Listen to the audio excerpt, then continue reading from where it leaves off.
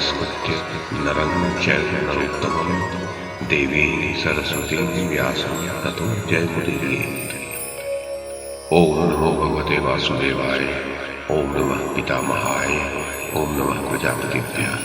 ओम नमः कृष्णद्वैपायनाय। ओम नमः सर्वविघ्नविनायकेभ्यः।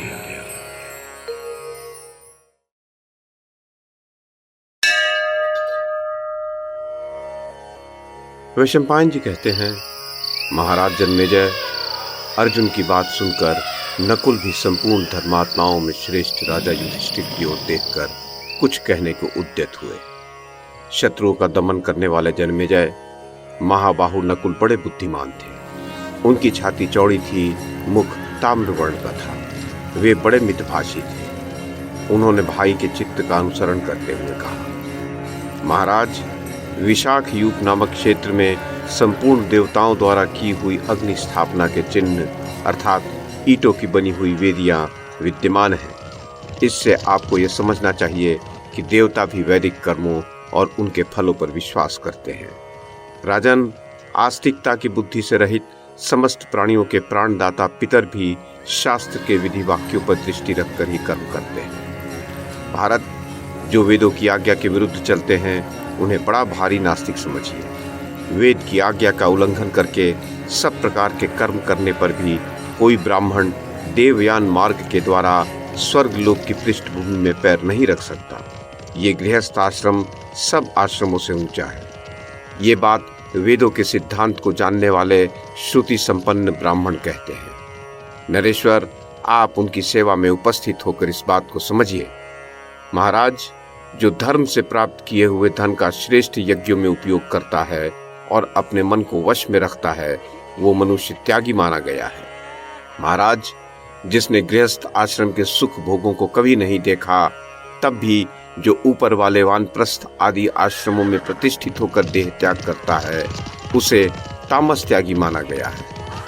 पार्थ, जिसका कोई घर बार नहीं, जो इधर उधर विचरता और चुपचाप किसी वृक्ष के नीचे उसकी जड़ पर सो जाता है, जो अपने लिए कभी भोजन नहीं पकाता और सदा योग परायण रहता है, ऐसे त्यागी को भिक्षुक कहते हैं। कुंती नंदन, जो ब्राह्मण क्रोध, हर्ष और विशेषतः चुगली की अवहेलना करके सदा वेदों के स्वाध्याय में लगा रहता है, वो त्यागी कहलाता है। राजन, कहते हैं कि एक समय मनीषी पुरुषों ने चारों आश्रमों को विवेक की तुला पर रखकर तौला था। एक ओर तो अन्य तीनों आश्रम थे और दूसरी ओर अकेला गृहस्थ आश्रम था। भरतवंशी नरेश, पार्थ, इस प्रकार विवेक की तुला पर रखकर जब देखा गया तो गृहस्थ आश्रम ही महत्वपूर्ण सिद्ध हुआ, क्योंकि वहां भोग और स्वर्ग दोनों सुलभ थे। तब से उन्होंने निश्चय किया कि यही मुनियों का मार्ग है और यही लोकवेत्ताओं की गति है। भरतश्रेष्ठ, जो ऐसा भाव रखता है वही त्यागी है। जो मूर्ख की भांति घर छोड़कर वन में चला जाता है, वो त्यागी नहीं है। वन में रहकर भी यदि धर्मध्वजी मनुष्य काम भोगों पर दृष्टिपात करता है तो यमराज उसके गले में मृत्यु का फंदा डाल देते हैं। महाराज, यही कर्म यदि अभिमान पूर्वक किया जाए तो वह सफल नहीं होता और त्याग पूर्वक किया हुआ सारा कर्म ही महान फलदायक होता है। शम, दम, धैर्य, सत्य, शौच, सरलता, यज्ञ, धृति और धर्म, इन सब का ऋषियों के लिए निरंतर पालन करने का विधान है। महाराज, गृहस्थ आश्रम में ही देवताओं, पितरों तथा अतिथियों के लिए किए जाने वाले आयोजन की प्रशंसा की जाती है। केवल यहीं धर्म, अर्थ और काम, ये तीनों सिद्ध होते हैं। यहाँ रहकर वेद विहित विधि का पालन करने वाले निष्ठावान त्यागी का कभी विनाश नहीं होता। वह पारलौकिक उन्नति से कभी वंचित नहीं रहता। राजन, पाप रहित धर्मात्मा प्रजापति ने इस उद्देश्य से प्रजाओं की सृष्टि की कि ये नाना प्रकार की दक्षिणा वाले यज्ञों द्वारा मेरा यजन करेगी। इसी उद्देश्य से उन्होंने यज्ञ संपादन के लिए नाना प्रकार की लता वेलों, वृक्षों, औषधियों, मेध्य पशुओं तथा यज्ञार्थक हविष्यों की भी सृष्टि की है। वो यज्ञ कर्म गृहस्थाश्रमी पुरुष को एक मर्यादा के भीतर बांध कर रखने वाला है। अतः गार्हस्थ धर्म ही इस संसार में दुष्कर और दुर्लभ है। महाराज, जो गृहस्थ उसे पाकर पशु और धन धान्य से संपन्न होते हुए भी यज्ञ नहीं करते हैं, उन्हें सदा ही पाप का भागी होना पड़ता है। कुछ ऋषि वेद शास्त्रों का स्वाध्याय रूप यज्ञ करने वाले होते हैं, कुछ ज्ञान यज्ञ में तत्पर रहते हैं और कुछ लोग मन में ही ध्यान रूपी महान यज्ञों का विस्तार करते हैं। नरेश्वर, चित्त को एकाग्र करना रूप जो साधन है, उसका आश्रय लेकर ब्रह्मभूत हुए द्विज के दर्शन की अभिलाषा देवता भी रखते हैं। इधर उधर से जो विचित्र रत्न संग्रह करके लाए गए हैं, उनका यज्ञों में वितरण न करके आप नास्तिकता की बातें कर रहे हैं। नरेश्वर, जिस पर कुटुंब का भार हो, उसके लिए त्याग का विधान नहीं देखने में आता है।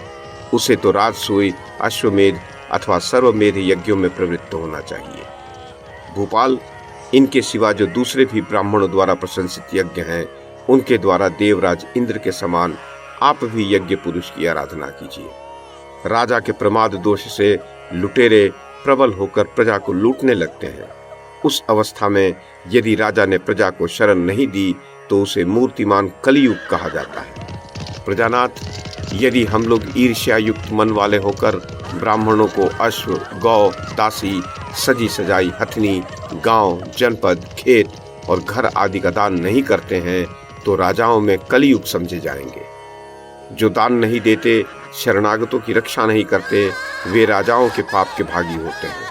उन्हें दुख ही दुख भोगना पड़ता है, सुख कभी नहीं मिलता। प्रभु, बड़े बड़े यज्ञों का अनुष्ठान, पितरों का श्राद्ध तथा तीर्थ में स्नान किए बिना ही आप संन्यास ले लेंगे तो वायु द्वारा छिन्न भिन्न हुए मेघों के समान नष्ट हो जाएंगे। लोक और परलोक दोनों से भ्रष्ट होकर त्रिशंकु के समान बीच में ही लटके रह जाएंगे। बाहर और भीतर जो कुछ भी मन को फंसाने वाली वस्तुएं हैं, उन सब को छोड़ने से मनुष्य त्यागी होता है। मात्र घर छोड़ देने से त्याग की सिद्धि नहीं होती। महाराज, इस गृहस्थाश्रम में ही रहकर वेद विहित कर्म में लगे हुए ब्राह्मण का कभी उच्छेद नहीं होता। कुंती नंदन, जैसे इंद्र युद्ध में दैत्यों की सेनाओं का संहार करते हैं, उसी प्रकार जो वेग पूर्वक बढ़े चढ़े शत्रुओं का वध करके विजय पा चुका हो और पूर्ववर्ती राजाओं द्वारा सेवित अपने धर्म में तत्पर रहता हो, ऐसा आपके सिवा कौन राजा शोक करेगा। नरेंद्र, कुंती कुमार, आप क्षत्रिय धर्म के अनुसार पराक्रम द्वारा इस पृथ्वी पर विजय पाकर मंत्रविद्ता ब्राह्मणों को यज्ञ में बहुत सी दक्षिणाएं देकर स्वर्ग से भी ऊपर चले जाएंगे। अतः आज आपको शोक नहीं करना चाहिए। जन्मेजय, नकुल के पश्चात सहदेव ने कहा, भरतनंदन, मात्र बाहरी द्रव्य का त्याग कर देने से सिद्धि नहीं मिलती और शरीर संबंधी द्रव्य का त्याग करने से भी सिद्धि मिलती है या नहीं, इसमें संदेह है। बाहरी द्रव्यों से दूर होकर दैहिक सुख भोगों में आसक्त रहने वाले को जो धर्म अथवा जो सुख प्राप्त होता है, वह उस रूप में हमारे शत्रुओं को ही मिले। परंतु शरीर के उपयोग में आने वाले द्रव्यों की ममता त्याग कर अनासक्त भाव से पृथ्वी का शासन करने वाले राजा को जिस धर्म अथवा जिस सुख की प्राप्ति होती हो, वो हमारे हितैषी सुहृदों को मिले। 2 अक्षरों का मम, ये मेरा है, ऐसा भाव मृत्यु है और 3 अक्षरों का न मम, ये मेरा नहीं है, ऐसा भाव अमृत सनातन ब्रह्म है।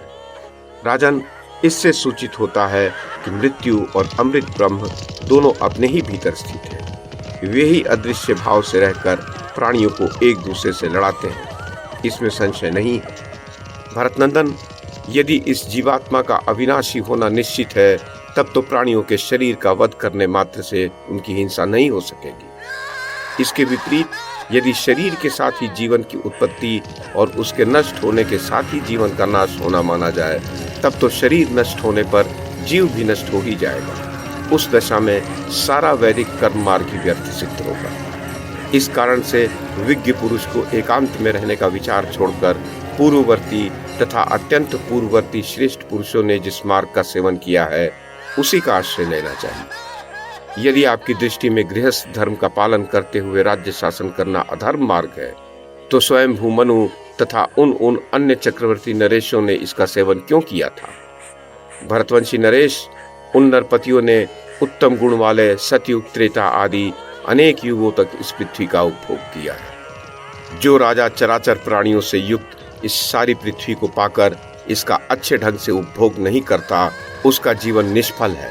अथवा राजन, वन में रहकर वन के ही फल फूलों से जीवन निर्वाह करते हुए भी जिस पुरुष की द्रव्यों में ममता बनी रहती है वो मृत्यु के ही मुख में है।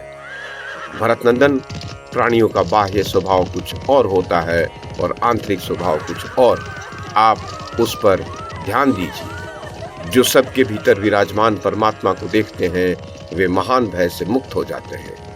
प्रभु, आप मेरे पिता, माता, भ्राता और गुरु हैं। मैंने आर्त होकर दुख में जो जो प्रलाप किए हैं उन सबको आप क्षमा करें। भरतवंश भूषण भूपाल, मैंने जो कुछ भी कहा है वह यथार्थ हो या अयथार्थ, आपके प्रति भक्ति होने के कारण ही ये बातें मेरे मुंह से निकली। ये आप भली भांति समझ लें।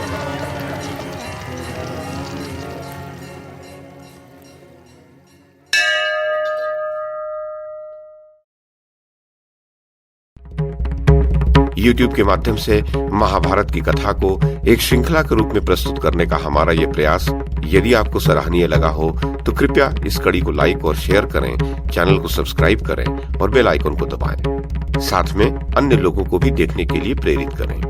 धन्यवाद और नमस्कार।